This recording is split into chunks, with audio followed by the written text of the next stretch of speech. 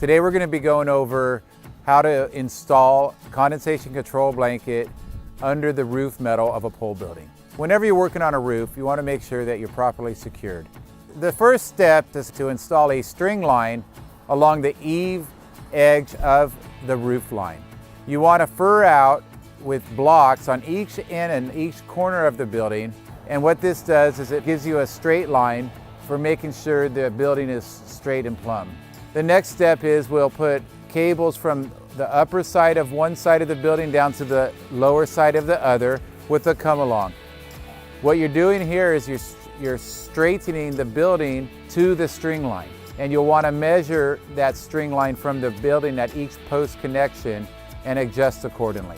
So the next step after the building is straight is to install the condensation control blanket. You roll the blanket over the top of the ridge and down the other side of the roof line, and you'll want to make sure that it's tight and all the wrinkles are out. You need a person at each side of the building making sure that it's nice and taut, and to make sure that the insulation is up against the previous condensation blanket's insulation. It's the insulation touching the roof metal that stops the condensation blanket.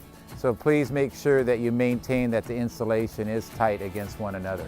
When you secure the condensation blanket, you'll want to use a hammer tacker stapler to nail it to the girt, and then you roll the blanket over and you hammer tack it down again. This is very important that this gets done this way. So there's no insulation itself exposed to the outside weather. If it was exposed, it could create a wicking problem and water can get into the building. When you start with the first piece of metal, installing it, you want to make sure that the metal is parallel with the gable end of this building. As well, you want to make sure that the metal is in line with your string. You do not want to touch the string with the metal, but you do want to make sure that it's at the string line. Once you've placed your first piece of metal and tacked it down, you want to mark where all the roof purlins are on one side of the metal. This will help maintain that when you're screwing it down, you're hitting the purlins. Another technique when installing it, you could put your foot down slightly below the purlin, and it helps make a dention where the purlin is, and then you could put the screw into the purlin.